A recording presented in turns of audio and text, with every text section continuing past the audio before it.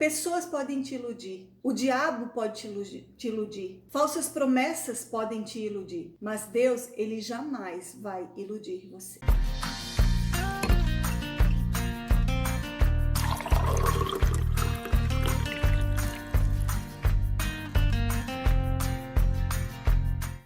Olá, queridos e queridas, meus irmãos e minhas irmãs, graça e paz. Seja muito bem-vindo à mesa. Esse é o canal Ana Lúcia Petri, do Instituto Único Caminho, o quadro Bem-vindo à Mesa, onde nós falamos mais de pertinho. E hoje eu quero falar mais de pertinho com você, que porventura possa estar passando por um processo de desilusão. Você está desiludido? Então vem cá, vamos conversar mais de pertinho. Primeira coisa que eu quero dizer para você é que desilusão é muito difícil, né?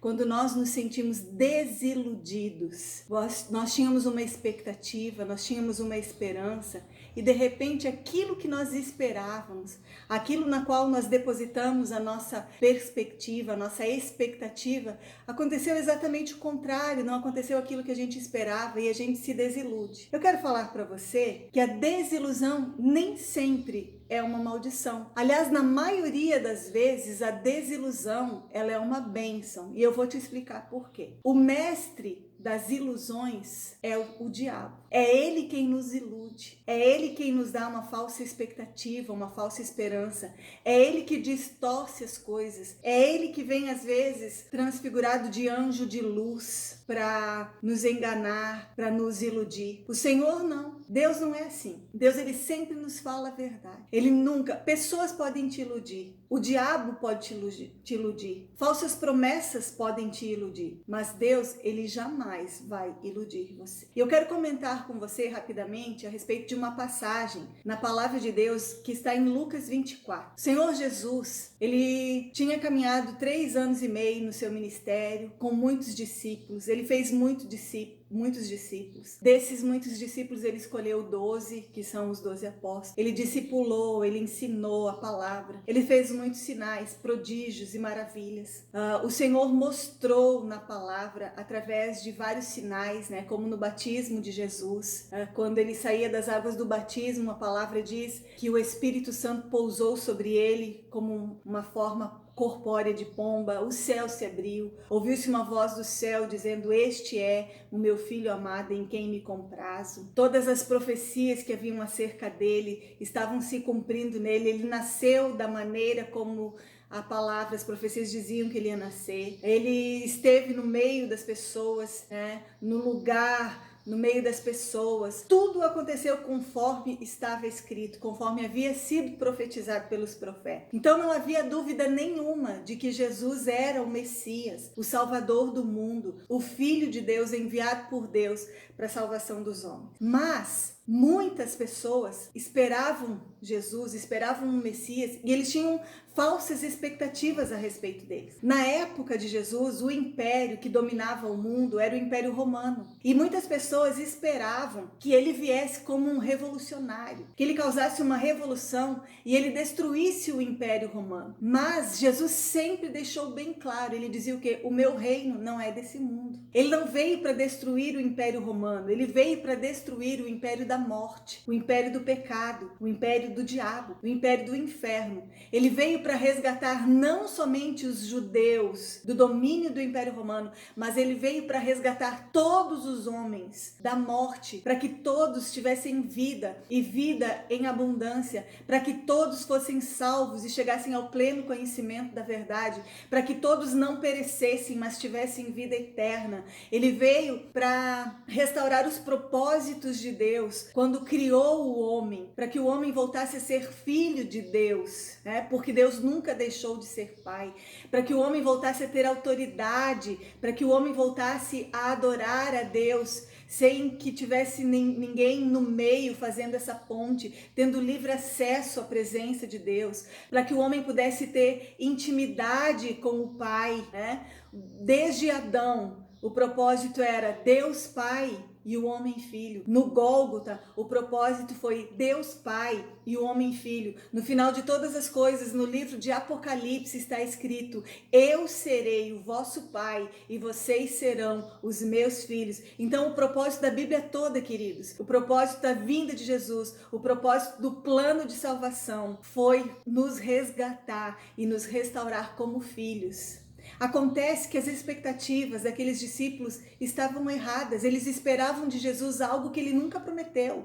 Eles esperavam de Jesus algo que eles tinham na sua mente, na sua expectativa. E isso às vezes acontece conosco. Às vezes nós nos convertemos e a gente vem para a igreja e a gente vem com uma expectativa, a gente vem com uma esperança. Sei lá, que eu não vá mais passar por problemas, que eu não vá mais ter dificuldades, que instantaneamente assim todos os meus problemas serão resolvidos, que eu nunca mais vou ter motivo para sofrer. E isso são falsas expectativas, queridos. Isso são ilusões. Eu preciso te dizer, Deus ele nunca te prometeu isso.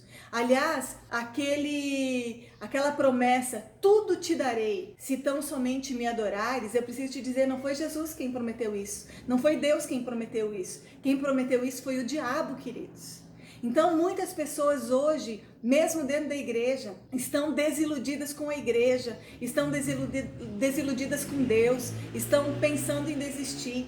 E em Lucas 24 conta a respeito de alguns discípulos de Jesus que desistiram. Eles eram para ficar em Jerusalém como Jesus prometeu. Ficar em Jerusalém até que do alto eles fossem revestidos de poder. Eles haviam sido avisados por Jesus, vamos dizer assim, de que Jesus iria morrer naquela cruz, que ao terceiro dia Jesus iria ressuscitar. E a palavra fala de alguns discípulos no caminho de Emaús que conversavam entre si e que falavam a respeito das coisas que aconteceram, que Jesus tinha morrido e eles não esperavam por isso e que agora já era o terceiro dia.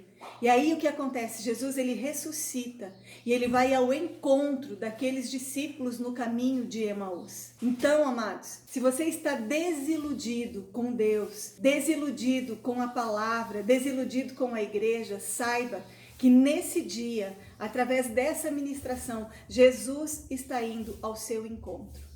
Ele chega perto daqueles discípulos e eles não o reconhecem. Ele entra dentro da conversa e eles não o reconhecem. Ele fala com eles e aí ele pergunta quais coisas vocês estão falando, do que vocês estão falando.